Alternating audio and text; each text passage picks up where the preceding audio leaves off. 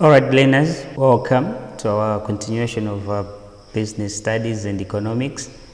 Today, we're going to learn on the changes of importance of the sectors. Remember, we talked of the sectors. We identified to say what are the sectors. We have the primary sector, we have the secondary sector, also have the tertiary sector. And we also tried to see which one is the more important in a country. Which one would you say the sector provides more income or resources to the country? So how are you going to identify which sector is more important? Depends on the factors that we said, okay? The number of people employed and the value of output. So depending on that, you can easily say this sector is more important to the country because it employs more people, or the value of output is very high. It generates a lot of income, money from that sector. So today we're going to see on the importance of the changes in the sector, how or what makes the sectors to change, why the importance of the sector is changing. So in the UK and other developed countries, there's been a change, there's been a decline in the importance of manufacturing industry. So if you've studied well, you find that in most developed countries, in the UK and other countries, they're not producing more. There is a decline in the manufacturing industry, the secondary sector, okay? And that process or that situation whereby a country that was depending highly on the secondary sector, there was a lot of manufacturing. Now the country is moving away from that, okay? They're now producing less products.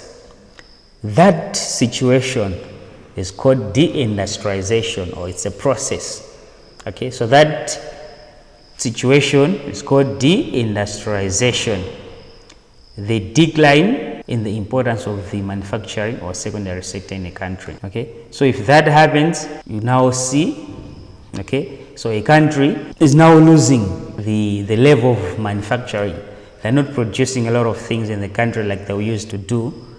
So if that happens, you know the country is going the deindustrialization process or deindustrialization stage, whereby there's a decline in the secondary sector or manufacturing sector.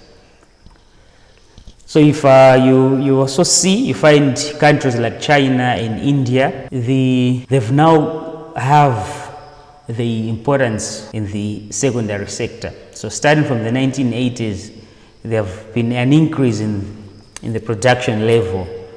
That's why you find so many things are produced in China. Okay, if you look at this, you find made in China.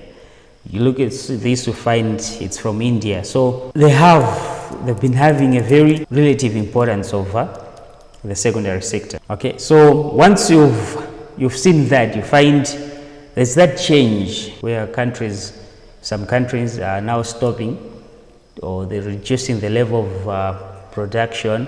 Some countries are going into the production stage where they're now relying much on secondary sector. So you need to understand the issue of deindustrialization, whereby now countries are running away from producing things. Maybe things are now becoming very difficult. So let's look at the reasons for the change in the sector. What are the reasons why countries are changing or deindustrializing their sector? Why are they moving from industrialization, moving from manufacturing to service or to tertiary? So some of the reasons why the countries change the sectors, okay, move from primary sector, they're now going into the secondary sector. I was changing from the secondary sector, now going into the tertiary sector. So the reason why some countries change, it's because of some natural resources being depleted. So you could find a country that was relying more on the primary sector. They were extracting a lot of natural resources, so they were generating a lot of income from that. You'd find them moving away from that because the natural resources are being depleted. So if it was diamond, you find the diamond mines are becoming less, they could no longer have it. Like we have here in Malawi, uranium, okay, the production level stopped. So when natural resources are being depleted, or they're reducing in level, countries change from that process, okay, to another sector. So if they were manufacturing and you find the raw materials are coming low and low, so they would change to another sector. You also have countries losing competitiveness in the manufacturing industry to newly industrialized countries. Okay, so you find things that people are now not getting attracted to things that are being produced maybe in the UK and what, because they are very expensive. So companies from there are no longer competitive. Okay, so everyone would just want to buy things from China because at least they are cheap. Okay, so losing competitiveness. Okay, the companies are no longer attractive. People are no longer buying from them. So they would all want to buy things from China, Brazil, India, like. Okay, so when that happens, you find companies will move from manufacturing industry to tertiary industry. We also have improved income and living standards of people in a country. Okay, when people are getting rich in a country, they're becoming wealth, they're having a lot of money. So they tend to move away from the spending much of their money, a lot of their money in buying goods and stuff. They spend more in services. So they like traveling, okay, they don't cook at home, they like eating in the restaurants, the takeaways. So you find in so doing, the tertiary sector will become more important in that country. For example, if you have countries like Dubai, they moved from manufacturing. Now they're more into the tertiary. People are spending more in services. Okay, so when you have a lot of money, you tend to spend more in services.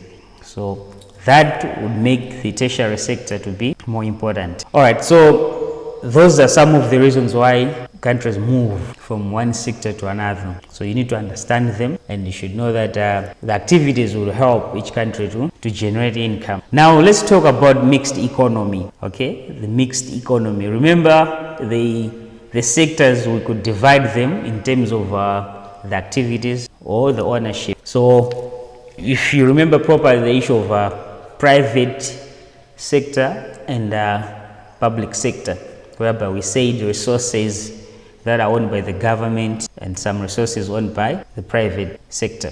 So a mixed economy, a country that has mixed economy, where resources are controlled in a mixed way, that country is going to have both the private sector and the primary sector. So they're going to have businesses owned by individuals and other companies, or you're also going to have business that are owned by the government. So that will happen. You find there are no countries where everything's controlled by the government. You find some companies owned by individuals and some are owned by the government. So, for example, like Malawi, it's a mixed economy. We have private sector and the public sector.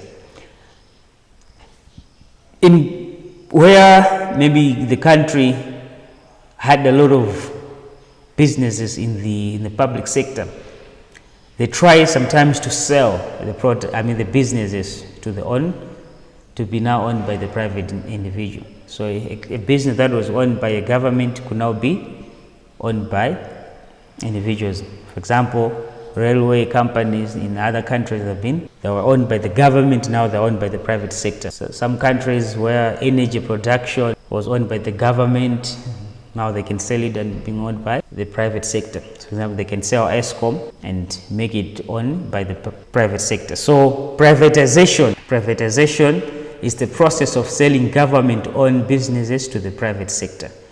So all the business that were owned by the government, if now being sold to the private sector, that is a process called privatization. Okay, so they would now want, okay, we don't want to control the system, control the sector. Let the business be run by the private sector. All right, so that's what is called in a mixed economy. Okay, whereby you have both the private sector and the public sector. Make sure you still remember the business that are found in the private sector and business that are owned in the public sector. So the sector of the industries, the economy, could be divided in two. Okay, so we have by activity, we have the primary sector, we have the secondary sector, we have tertiary sector. Or it's divided into ownership, private sector and public sector. So make sure you understand these concepts. You don't have to forget, what is private sector, what is public sector. When you combine both, then you have a mixed economy. The secondary sector, primary sector, tertiary sector, which one is more important? How do you going to know which sector is more important? You should remember of deindustrialization, why companies are closing down the manufacturing industry. You should also know of the tertiary sector, why governments are moving away from the secondary sector to the tertiary sector. So with this, we've covered today's topic. We wish you all the best. Make sure you take short notes and you're able to follow the lessons properly. Thank you very much.